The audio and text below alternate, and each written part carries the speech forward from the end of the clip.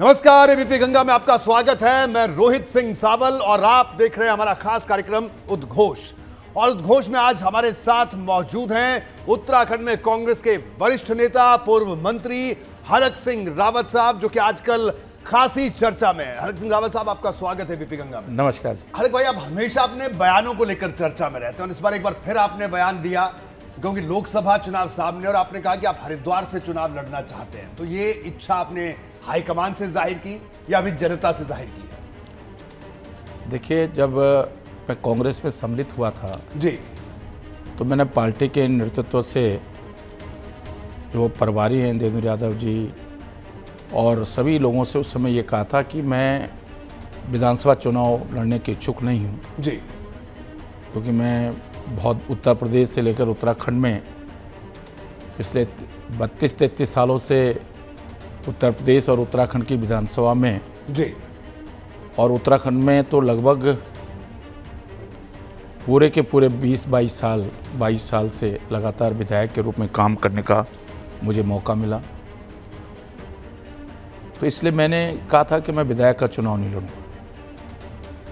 मुझे पार्टी में, संगठन में कोई जिम्मेदारी मिलेगी जी, या कल लोकसभा का चुनाव होता है तो मैं लोकसभा चुनाव लड़ने के लिए, अगर पार्टी चाहे तो मैं लोकसभा चुनाव लड़ सकता हूँ जी। तो अभी मैं पिछले दिनों फिर पार्टी के सभी वरिष्ठ लोगों से मिला था और मैंने उनसे आग्रह किया कि क्योंकि लोकसभा चुनाव के लिए अब 1 साल रह गया है और उसके लिए तैयारी अभी से अगर हम करेंगे तभी हम सीट निकालने की स्थिति बन सकते हैं।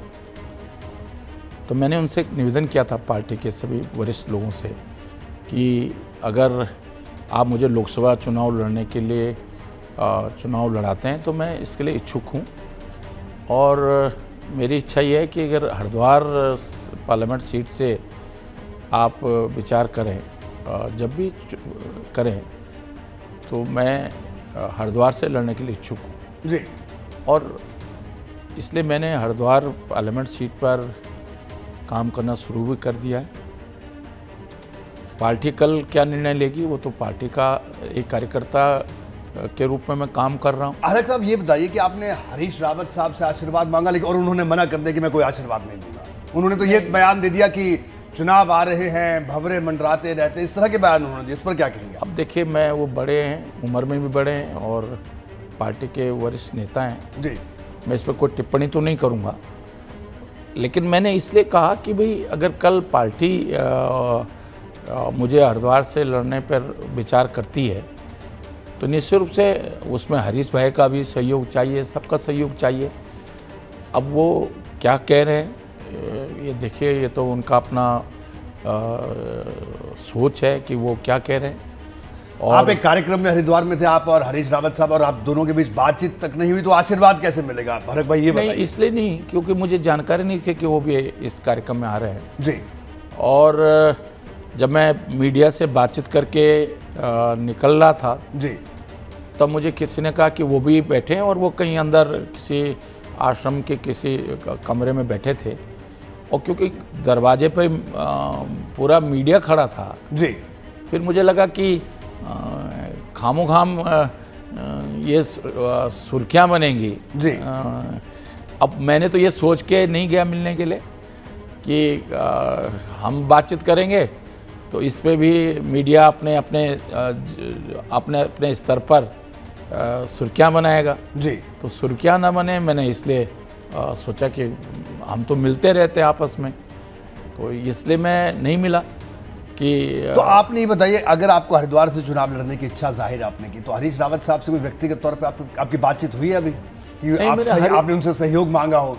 नहीं, मैंने हरीश भाई से अभी इस मामले में कोई बातचीत नहीं की, क्योंकि अभी देखो जल्दीबाजी है।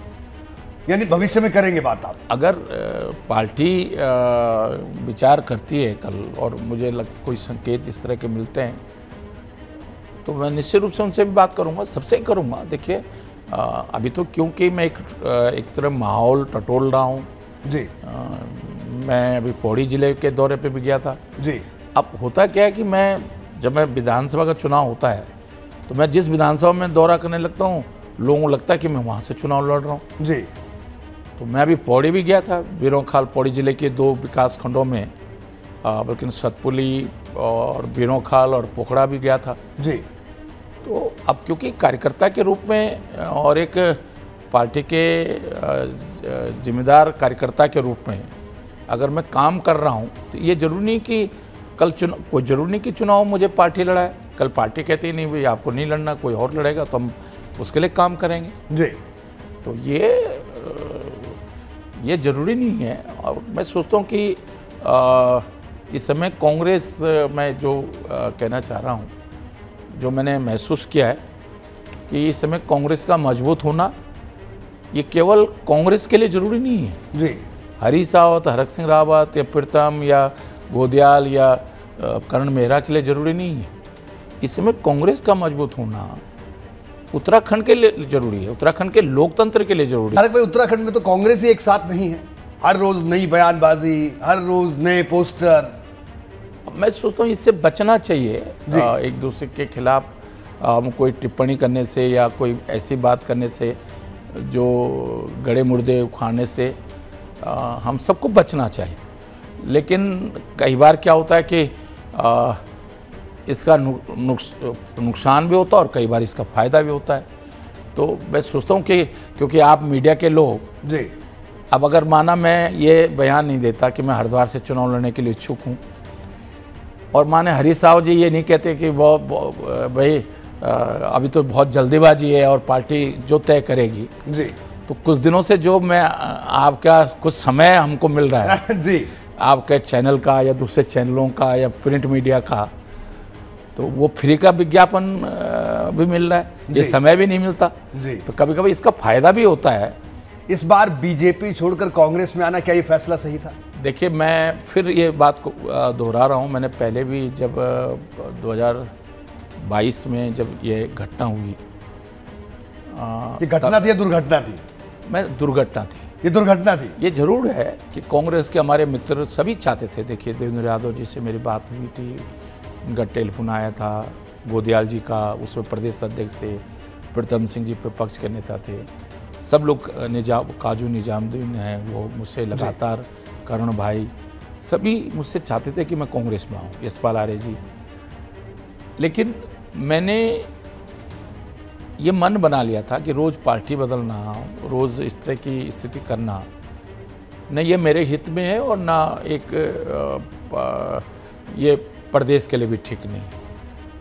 और मैं नहीं चाहता था कि इस समय पार्टी बदलना। बहुत सारे निर्णयों से मैं खुश नहीं था जी, विशेषकर विकास की योजनाओं को लेकर मैं खुश नहीं था जी।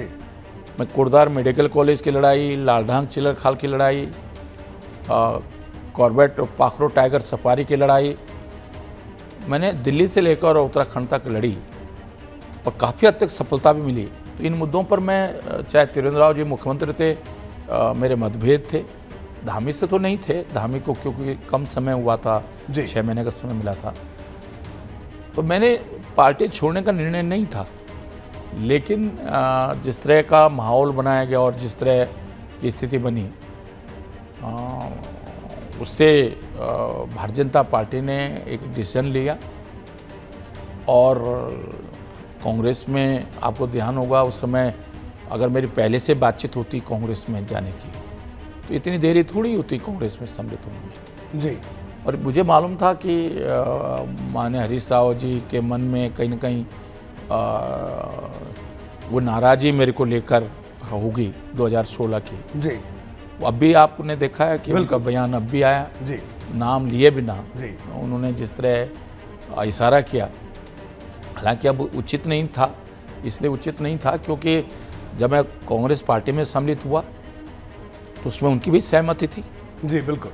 अब एक बार अगर आपकी सहमति हो गई किसी मुद्दे पर, माफ़ करने के बाद भी या पार्टी में सम्मिलित होने के बाद भी हम उन बातों को दोहराएं जी, जिन बातों को होते हुए भी हमने पार्टी में सम्मिलित कर लिया किसी को, तो आज ये दोहराने की ज़रूरत नहीं थी। लेकिन फिर भी वो बड़े हैं, वो कुछ भी कह सकते हैं। जिस तरह हमको जनता का समर्थन था जी, अगर हम एकजुट होकर उत्तराखंड में लड़ाई लड़ते हिमाचल से ज़्यादा अच्छे रिजल्ट उत्तराखंड में होते।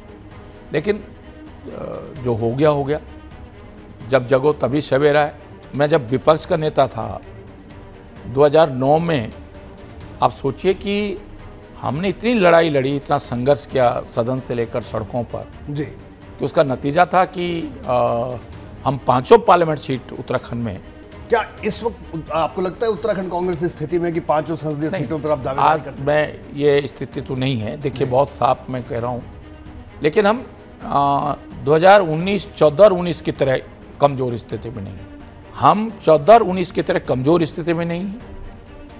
हम 2009 की तरह बेहतर स्थिति में तो नहीं है, बहुत अच्छी स्थिति में तो नहीं है, लेकिन हम अच्छी स्थिति में, बहुत अच्छी स्थिति में नहीं है, यानी लड़ने की स्थिति में आप। इस बार हम कुछ भी हो सकता है जी, और हम 2-3 पार्लियामेंट सीटें जीत सकते हैं। इस समय अगर हमने ठीक से लड़ाई लड़ी तो उत्तराखंड में हम अच्छी परफॉर्मेंस, उत्तराखंड में हम सांसद जीत सकते हैं जी।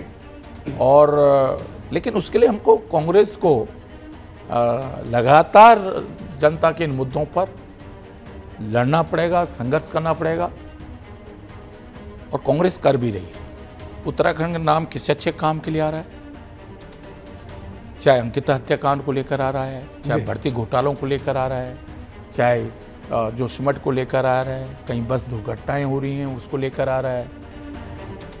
और 76 मामलों में ऐसा क्या हो गया कि ठीक है, हाकम सिंह भारतीय जनता पार्टी का कार्यकर्ता था, हो सकता है कि इस पार्टी होती हैं, एक कार्यकर्ता खराब निकल गया जी, भाजपा के लोगों ने कहा भी, फिर पुलकित आर्य भी भाजपा का कार्यकर्ता, एक जिम्मेदार भाजपा के नेता का पुत्र जी, और फिर लोक सेवा आयोग में भी जो मुख्य भूमिका में है धारीवाल जी, वो भी भाजपा का मंडल अध्यक्ष। तो आप देखिए ना कि पिछले 1 साल में या विधानसभा के अंदर जो नियुक्तियां हुई उसमें भी भाजपा के प्रांत प्रचारक से लेकर संगठन मंत्री से लेकर भाजपा के मंत्रियों के नाम तक आ रहे हैं। आप कह रहे हैं कि वहां पैसे का खेल चला और आपने कहा आपको कईयों को आप जानते हैं। बिल्कुल, मैं आज हो सकता कोई ना कहे, क्योंकि अगर पैसा लेने वाला अपराधी है तो देने वाला भी अपराधी है, जी, इसलिए हो सकता कोई ना कहे। लेकिन अगर इसकी जांच निष्पक्ष हो गई ना, मुझे जानकारी है कि लोगों ने आधा पैसा, जैसे 16 लाख तय हुआ, 8 लाख रुपए दे दिया, माँ के गहने, पत्नी के गहने बेचकर 16 लाख रुपए दिए लोगों ने, आपका यह आरोप है? मुझे बिल्कुल जी, आधे पैसे दे दिए, आधे पैसे के चेक एडवांस रख दिए गए, और जब उनको तनख्वाह मिलती थी तो आधी तनख्वाह वो उसको 8 लाख को पूरा करने के लिए वो जो पूरा देते थे। मैंने कोई बात कही है तो ऐसे हल्के ढंग से नहीं कही है जी। 35 साल से उत्तर प्रदेश, उत्तराखंड में मैं राजनीति कर रहा हूँ जी, और अगर मैं कोई बात कह रहा हूँ तो वो केवल हवा में नहीं है, केवल आरोप लगाने के लिए नहीं है जी। अब कांग्रेस ने इस समय, मैं देख रहा हूँ कि कांग्रेस के सभी नेता भी और कार्यकर्ता भी इसमें आपसी मतभेद भूलकर सिर्फ वन इशू प्रोग्राम है जी, और कहीं भी कोई कार्यक्रम हो रहा है तो सब लोग उसमें सहभागिता कर रहे हैं। ये बताइए, मुख्यमंत्री से बात होती है आपकी भारत भाई इन तमाम विषयों को लेकर, क्योंकि आप इतने सीनियर लीडर हैं प्रदेश के? देखिए, मैं इसलिए कि कई बार पुष्कर धामी, क्योंकि वो ठीक है, मुख्यमंत्री बनना अपनी कोई मुख्यमंत्री बनने के लिए कोई क्वालिफिकेशन या कोई सीनियरिटी योग्यता तो चाहिए नहीं, क्योंकि मैं 6 बार का विधायक हूँ, 9वीं बार मैंने धामी के साथ 9वीं बार शपथ ली मंत्री की जी। कोई सीनियर व्यक्ति या अनुभवी व्यक्ति किसी अपने छोटे भाई को या छोटे व्यक्ति को कुछ सलाह देता है तो उसको थोड़ा सा ये लगता है कि अब पद पे वो बड़ा हो। अब लोग उस तरह के लोग तो रह नहीं गए जी, कि भाई राम ने भरत को गद्दी सौंप दी जी, लेकिन भरत ने गद्दी पे बैठने के बाद भी राम के प्रति वो समर्पण रहा। बिल्कुल। तो आज उस भाव के लोग तो हैं नहीं जी। तो कहीं ना कहीं मुझे लगता है कि भाई अगर सही सलाह भी दो तो कहीं ऐसा ना हो कि उसको लगे कि भाई मैं अपने अनुभव को या अपने ज्ञान को ज़्यादा थोपने की कोशिश कर रहा हूँ, इसलिए आप सलाह नहीं देते। नहीं, इसलिए कई बार फ्री की सलाह भी जी नुकसान होता है। जी। हरक सिंह रावत साहब, ये बताइए कि अभी उत्तराखंड में जो बेरोजगार प्रदर्शन कर रहे थे, अभ्यर्थी प्रदर्शन कर रहे थे, उनको लेकर भी कई तरह की बयानबाजी हो रही है दोनों तरफ से, क्या कहना है आपका? मैं सोचता हूँ कि ये उत्तराखंड का दुर्भाग्य है जी। और मैंने उत्तराखंड के राज्य के आंदोलन को बहुत नज़दीक से देखा है जी। क्योंकि इस उत्तराखंड राज्य आंदोलन की शुरुआत पौड़ी से हुई थी। आज जब हमारा उत्तराखंड का नौजवान अपनी जायज बात को लेकर अगर वो गलत बात कहते हैं कि हमें जबरदस्ती नौकरी दे दो, बिना एग्जाम दिए हुए नौकरी पे लगाओ, तो समझ में आता है अरे वो ऐसी बात कर रहे हैं कि भाई निष्पक्षता से आप कराओ, जो नियुक्तियां हो रही जी। उसका पेपर लीक हो रहा है या पेपर बिक रहा है, ऐसा क्या हो गया? अगर वो बच्चे इसको लेकर सीबीआई की जांच की मांग कर रहे हैं, अगर वो बच्चे ये कह रहे हैं कि भाई पहले निष्पक्षता के साथ जांच हो जाए तब आप पेपर कराओ जी, और आप उन पर लाठियां बाजने का काम कर रहे हो, उससे अपने को बचने के लिए बाद में लड़कों ने हो सकता है पथराव किया हो, 307 धारे लगा रहे हो। आप उन बच्चों को जिनको कल जिनका बेहतर भविष्य बनाना चाहिए था, जिनके बेहतर भविष्य के लिए उत्तराखंड बना है, उनको आप जेल में डाल के अपराधी बना रहे हो। जो जोशीमठ में जो कुछ हुआ, जिस तरह से आपदा आई और आपदा के बाद सरकार ने भी वहां काम किया और वहां जो स्थितियां बनी हुई है, 4 धाम यात्रा शुरू होने वाली है, इसको लेकर क्या कहेंगे? देखिए, ये जोशीमठ हो उत्तराखंड क्योंकि जोन 5 में है जी। आपदा कब आ जाए, किस रूप में आ जाए, कहाँ आ जाए, बिल्कुल कोई नहीं कह सकता। बिल्कुल। दुर्भाग्य से क्या हो गया कि चाहे हम सड़कें बना रहे हैं, चाहे हम डैम बना रहे हैं, जो हम विकास कर रहे हैं वो विनाश कर रहे हैं, नियोजित तरीके से नहीं कर रहे हैं, प्लानिंग से नहीं कर रहे हैं। भाई आज इतनी टेक्नोलॉजी आ गई है कि हमें सुरंग भी बनानी है तो नई टेक्नोलॉजी से बना सकते हैं, ब्लास्टिंग करने की क्या जरूरत पड़ गई जी। तो आपका कहना है कि विकास का भी एक तरीका हो। अच्छा, ये बताइए कि मोदी मैजिक, क्या लगता है आपको, इस मोदी मैजिक को क्या कांग्रेस मात दे पाएगी उत्तराखंड के लिहाज से भी अगर बात करें? देखिए, मोदी जी, जब मैं कांग्रेस सरकार में मंत्री था, मोदी जी देश के प्रधानमंत्री के रूप में जब अमेरिका गए थे, कहा कि मैं चाय बेचने वाला गरीब हूँ, गरीबों के लिए काम करना चाहता हूँ, लेकिन गरीबों के लिए बड़े काम करना चाहता हूँ। सौभाग्य से मैं अचानक घर पहुँचा, मैंने टेलीविज़न खोला और उनका भाषण आ रहा था। कांग्रेस में रहते हुए भी मैं उनके का मुरीद हुआ था, लेकिन मैं एक बात आप सच कहूँ जी, दिल से कह रहा हूँ, मैं भाजपा में होता जी, भले ही तब नहीं बोल पाता जी, भारतीय जनता पार्टी और माननीय मोदी जी, हो सकता है उनकी वो सच में जो वो कहते हैं वो होता हो, लेकिन जो असलियत है आज जी धरातल पर, वो कुछ और। 5 साल मंत्री रहा हूँ, बहुत अंदर तक सारी चीज़ें जानता हूँ, बस मुंह बंद रखना ही उचित समझता हूँ, क्योंकि वो महात्मा गांधी के 3 बंदर की तरह है जी, न कुछ देखा है न कुछ सुना है। ये बड़ी बात कही आपने। और हरक भाई, आप अपनी बेबाकी के लिए हमेशा जाने जाते हैं, इस बार भी आपने बड़ी बेबाकी से बात की, लेकिन आखिर में राहुल गांधी के बारे में क्या कहना है आपका? अब क्या कहना है? मैं देखिए एक चीज सुनो, बहुत कड़वी सच्चाई कह रहा हूँ जी। मैंने राहुल गांधी जी को पहले जब मैं विपक्ष नेता तब से सुन रहा हूँ, और मैंने राहुल गांधी जी को इस पूरे जो उनकी पैदल यात्रा थी कन्याकुमारी से लेकर कश्मीर तक की, मैंने उनके एक एक संबोधन को, एक एक शब्द को सुना है जी। तो बड़ी गंभीरता के साथ एक एक शब्द, उनकी बॉडी लैंग्वेज, अब उनमें वो परिपक्वता आई है। वो आज वो व्यक्ति इतना पैदल चला हो,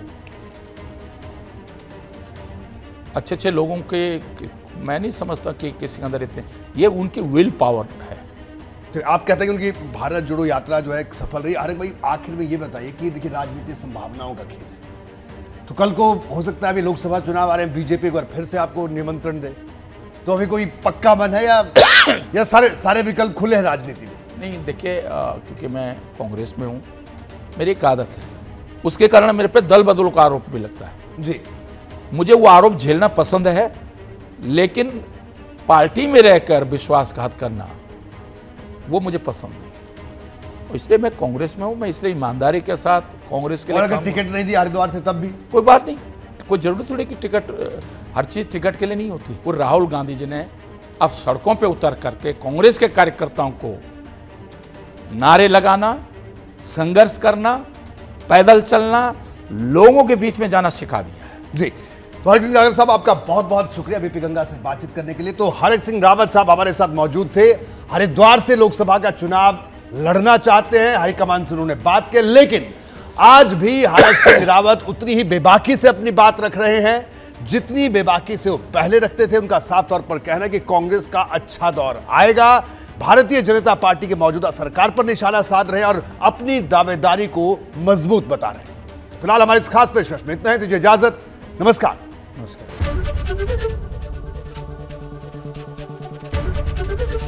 एबीपी गंगा, खबर आपकी, जुबान आपकी।